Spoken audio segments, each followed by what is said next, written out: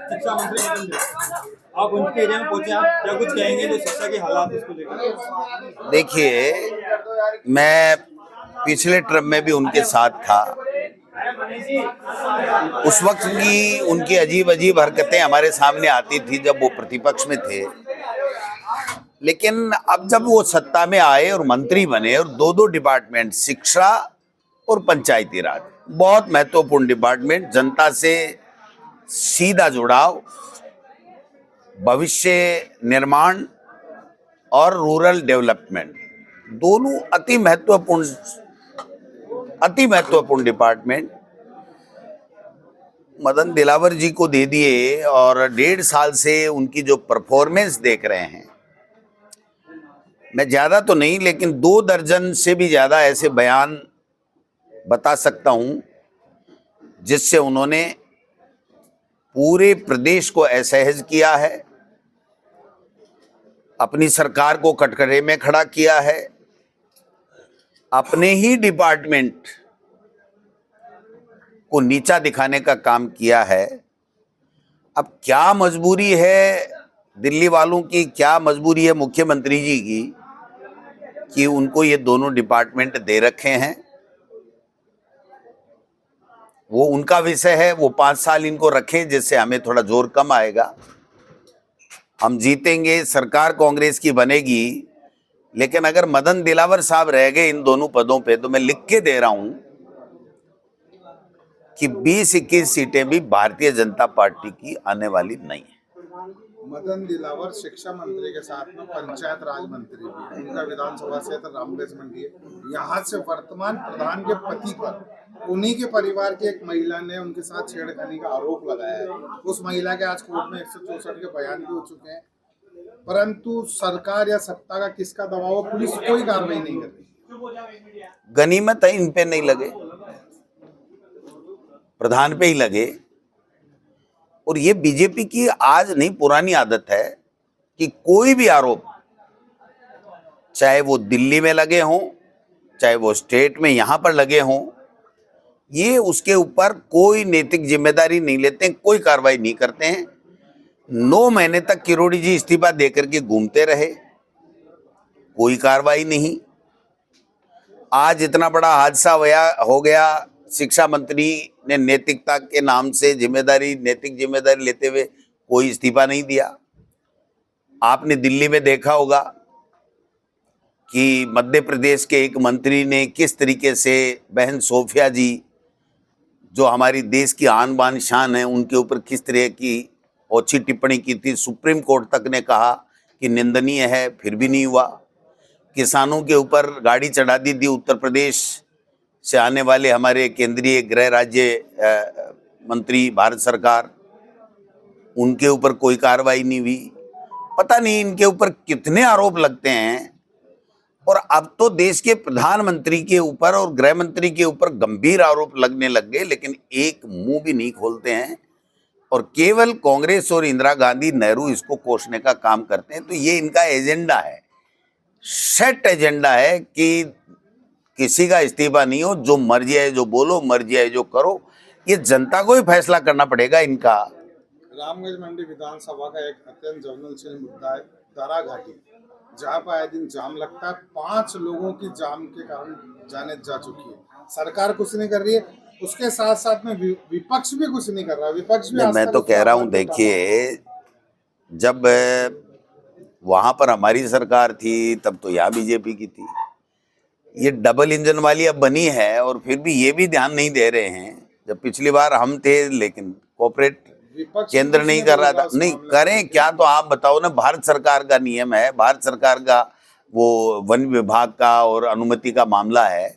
वसुंधरा जी भी 2 बार मुख्यमंत्री रह गई। ऊपर बजट में राज्य सरकार ने वहां पे 13 करोड़ रुपए एक मौके के लिए स्वीकृत कर दिए।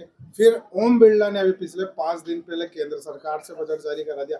ये मसला जनता को बेवकूफ बनाने का है या वाकई में? नहीं, वाकई में तो इनको कुछ करना ही नहीं है। सब 2 करोड़ नौकरी और पता नहीं किसानों की आमदनी दोगुनी और पता नहीं कितनी कितनी बातें इन्होंने, महंगाई कम करना और बेरोजगारी खत्म करना, भ्रष्टाचार खत्म करना, आतंकवाद खत्म करना, कितने वादे किए। एक भी वादा पूरा किया हो तो हमें विश्वास हो कि ये वादा भी वो पूरा करेंगे। ओम बिरला जी तो चील गाड़ी ला रहे थे ना, यहाँ कोटा में ले आएगा। तारा घाटी का अत्यंत ज्वलनशील मुद्दा हाँ, है। मैं मान रहा हूँ। रामगंज मंडी का नहीं, पूरे देश का। मैं कह रहा हूँ ऐसे देश सैकड़ों का नहीं, लोग ये तो रोजाना निकलते दुनिया का है। जो पर्यटक भी आते हैं वो तकलीफ पाते हैं, तो विपक्ष तो आवाज उठा सकता है और हम पुरजोर तरीके से आपकी आवाज उठाएंगे, यही मैं कहता हूं। शिक्षा मंत्री रह चुके हैं, आपके टाइम पे कोरोना जैसी महामारी आई, तब भी लोगों स्कूल से नहीं डरे, और अब ये हालत हो गई। कोरोना महामारी में भी हमने ऑनलाइन एजुकेशन कराई तो आपको दुख होता है और 1 करोड़ नामांकन कर दिए। अब 70 लाख से भी घट करके 67 लाख नामांकन हो गया और स्कूलें बंद पड़ी हैं, कोई सुनने वाला नहीं है। 1.25 लाख टीचरों के पद खाली पड़े हैं और महामहिम ये फरमा रहे हैं कल कि अगर कोई विदेशी कोई भी टेक्नोलॉजी आपने यूज कर ली शिक्षा विभाग में या पंचायती राज में या संस्कृत शिक्षा में, तो उसे घर से पैसे वसूल करूंगा। अब एक बाहर का सॉफ्टवेयर 2-2, 4-4, 5-5 करोड़ का आता है। टेक्नोलॉजी का जमाना है, लैपटॉप बच्चों को बांटते हैं, स्मार्ट जो है वो क्लासेस हम लोग चलाते हैं। कहाँ से लाएंगे, क्या करेंगे आप बताइए। जो ईमेल मंत्री जी यूज करते हैं, 70 मास्टरों की जो सिफारिशें मंगा रहे हैं ईमेल पे, वो ईमेल भी विदेशी है, डिलीट करनी चाहिए उनको। जो वो फोन यूज करते हैं वो भी विदेशी है और देश के प्रधानमंत्री रोजाना ही विदेश में रहते हैं, उनको तो देश में लाओ पहले, उसके बाद में विदेशी और देशी की बातें करो। इनको काम नहीं करना, इनको केवल टाइम पास करना है, इधर उधर की बातें करके अनर्गल बयानबाजी करके लोग उस बातों में उलझते रहें और ये अपना टाइम पास कर दें। और जब चुनाव आए तो धार्मिक उन्माद फैला करके हिंदू मुस्लिम करके फिर वोट ले लो और चलते बनो। आज राहुल गांधी जी ने जिस बेबाकी और निडरता के साथ में पूरा एक्सरे, सीटी स्कैन, MRI सब कुछ कर दिया चुनाव आयोग का, एक विधानसभा क्षेत्र में 1 लाख से ज्यादा वोट चोरी, एक दही जम गया इनके बीजेपी वालों के, केंद्र के लोगों के मुंह में। एक शब्द नहीं बोल पा रहे, चुनाव आयोग एक शब्द नहीं बोल पा रहा है। ये देश में तबाशा। नगर विकास मंत्री ने भी घोषणा कर दी कि दिसंबर में हम नगर निगम के वो होते कौन है, चुनाव कराने? नहीं वो कौन होते हैं? चुनाव राज्य निर्वाचन आयोग कराता है। वो मधुकर गुप्ता ये कह रहे हैं कि ये जानबूझ के टालमटोल कर रही है। इनको मई के अंदर वार्डों का गजट नोटिफिकेशन करना था, नहीं कर पाए।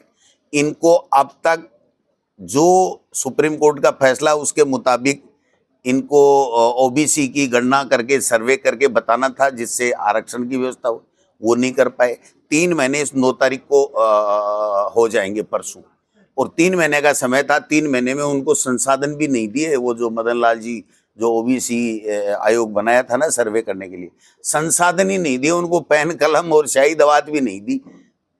ये कहाँ से करा देंगे? ये तो टाइम पास कर रहे हैं। मंत्री जी को मैं पूछना चाहता हूं आपके माध्यम से, जब आपने पूछा है तो मंत्री जी आपने 4 मई को सारे वार्डों के जो गजट नोटिफिकेशन राज्य सरकार की तरफ से फाइनल करना था, आज अगस्त चला गया, जून जुलाई 2 महीने से तीसरा महीना जा रहा है, आप वो काम ही नहीं कर पाए, आप चुनाव करा दोगे।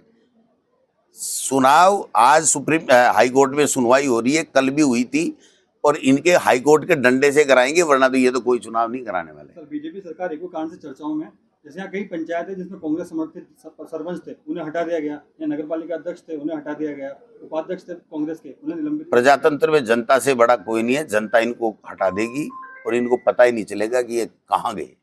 रामगंज मंडी विधानसभा के पिछले 6 चुनाव कांग्रेस यहाँ से हार रही है। कांग्रेस यहाँ हर चुनाव में घोषणा करती है कि हम विशेष रणनीति बनाएंगे, परंतु अभी तक कोई रणनीति, ऐसी क्या रणनीति है? जैसे अभी आपने भाषणों में कहा कि महेंद्र राजौरिया जी को बीच में रहना है, यहाँ पे मेहनत करनी है। देखिए साहब, सुनिश्चित है कि यहाँ जीत होगी, तो देखिए क्या रणनीति है कांग्रेस की? जनता ही माई बाप होती है और लोकतंत्र में जनता जिसको चाहती है उसको ही मत मिलके वो ही चुनाव जीतता है।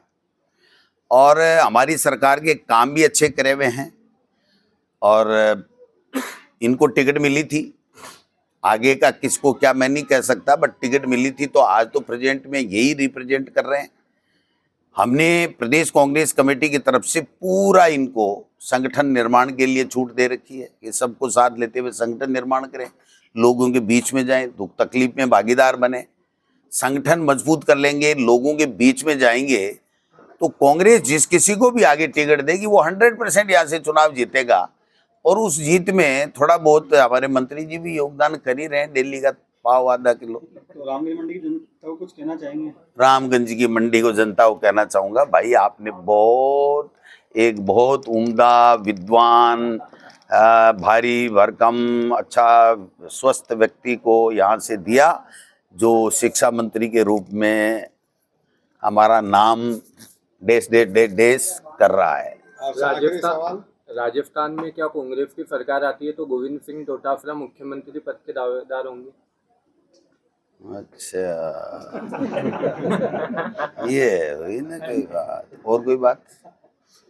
आपसे आखिरी सवाल, आपने अभी एक बात दोहराई है कि मैंने संगठन का काम करने के लिए महेंद्र राजौरिया को यहाँ बोला हुआ है। महेंद्र राजौरिया ने अभी कुछ समय पहले रामगंज मंडी नगर कांग्रेस अध्यक्ष पद पर पवन कुमार वाबेल को नियुक्त किया है।